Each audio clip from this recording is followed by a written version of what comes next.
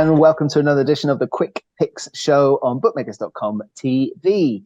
I'm joined by regulars, Mark Fordham, Charlie Mullen, Darren Hughes, and of course we will be skipping over stateside to our friends at rotowire.com, Alan Seslowski and Jim Coventry. We'll have 4 picks from the panel here, including myself, with the host banker. Of course, we're going to cover Serie A in Italy, horse racing in the UK, a bit of T20 World Cup for the cricket, and well, with the host banker in safe hands, of course, after another winner at the weekend. I must give a shout out as well to Adam Kenny, the top man, delivered in very quick fashion, as is the style of this show in the Quick Picks, with his UFC banker last week. Congratulations. Hopefully you all got involved. Let's see what we've got this week. We're going to kick off with Charlie Mullen on the Serie A. Yeah, we're off to Serie A. Spezia at home to Fiorentina. Spezia are 14th in the league, and Fiorentina are 2 places above them, so it could be a tight game. Spezia actually have one of the longest running streaks in European football right now, and that is they have conceded the first goal in each of their last 10 league matches. Now that record has to end sooner or later, and it ends this weekend, according to me. You heard it here first. They're playing Fiorentina, who themselves have conceded the first goal in their last 4 Serie A matches.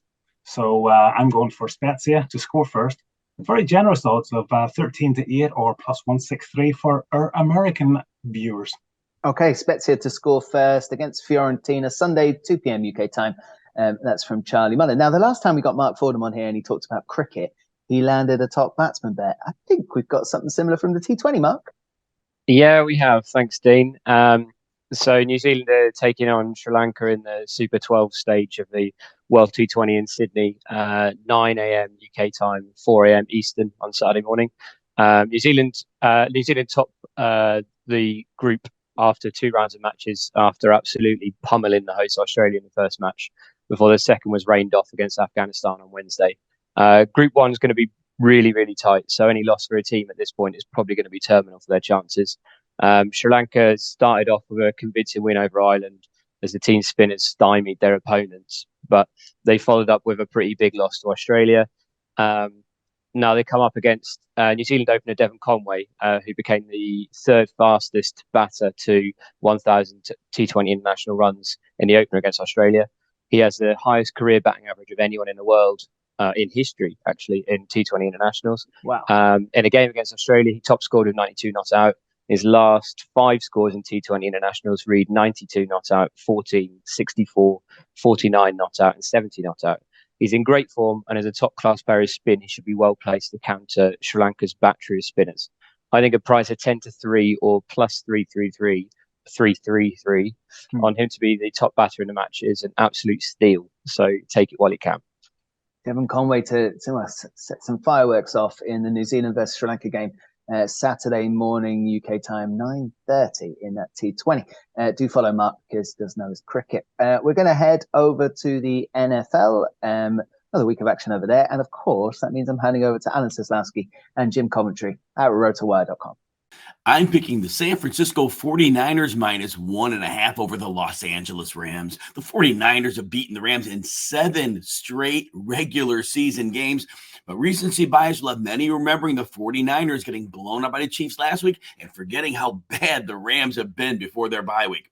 The Rams' offensive line isn't getting any better, and they won't have many worse matchups than the 49ers' top 10 pressure rate per Pro Football Focus. The Rams haven't had a running game to speak of, so Matthew Stafford will have to be one-dimensional against an opponent that knows Sean McVay's offense inside and out. On offense, the 49ers should have Christian McCaffrey in a full-time role. Yes, the Rams had the league's best run D, but McCaffrey carved up this defense as a Panther in Week 6 for 158 total yards. Even if Deebo Samuel misses this game with a hamstring injury, Brandon Ayuk and George Kittle give them plenty of balance. 49ers win 26-16.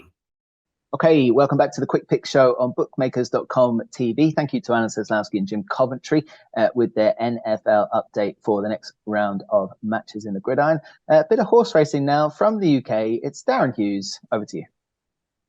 That's right, Dean. Yeah, it's one of the early big clashes of the jump season, which is just kind of starting to get underway. Obviously, had the Chepstow meeting a couple of weeks ago, but a lot of people would say that the season doesn't really start until the Morgiana at Ferryhouse. But anyway, I digress. We're heading to Wetherby for the Charlie Hall Chase, the Grade 2 chase over 3 miles. and I am siding with Ahoy Senor here, who faces up against, I think it's six rivals, I beg your pardon, the main one being Brave Man's Game. Many people consider Brave Man's Game to be the superior animal. That's despite a scoreline of 2-1 in favour of Ahoy Senor when they've met. The only time Ahoy Senor has been beaten by Brave Man's Game, of course, is when he went right-handed at Kempton on what was unusually soft ground for that Boxing Day meeting. Left-hand flat track, bit of digging the ground is pretty much Ahoy Senor's heaven, or version of heaven. He's obviously won at Weatherby before as well. It's not an overly complex track, but it's just good to have the course form in the book. I'm expecting him to get his own way out in front here, and I think it might be the time to catch Brave Man's Game out. He had a wind operation over the summer, and I always prefer a horse on their second run after a wind operation as opposed to the first run, and I just think Ahoy Senor could catch him flat-footed this weekend. So 5-2 about Ahoy Senor for the Charlie Hall Chase, or plus 250 is my bet for the weekend. Okay, Ahoy Senor in what will be round 4, I think, against Brave Man's Game in that Charlie Hall at Weatherby on Saturday, 3:35 p.m. UK time. Ahoy Senor, the pick for Darren Hughes. Okay, it's time for the host's banker here on bookmakers.com TV and the Quick Picks show. This might not please too many Arsenal supporters, but I do think the wheels are starting to come off at the Emirates now. Their form is just starting to dip, maybe getting the results that they actually deserve for their performances. But this is a decent test. They're going to face up against Nottingham Forest at the weekend, who are on a high, obviously, only just starting to find their form with, of course, an influx of about 30 new players this season. It was always going to take a little bit of time, but maybe now it's coming together. They managed to put Liverpool away. I do think they're going to give Arsenal a good rattle at the Emirates this weekend, but you don't have to back them to win. You can take them with a handicap of +2, and there's still odds against. 11-8 is the price. That's +138. I can see them perhaps losing the game because Arsenal at home are a tough team for anyone to face, but I don't think they'll go down by too many. And even if they lose by 1, you're still going to collect here. So Nottingham Forest with a handicap of +2 at 11-8 or +138 is the host banker this weekend from the EPL. All the bets now from this week's show on bookmakers.com TV are up on your screen now. Good luck if you get involved. My thanks to all our guests.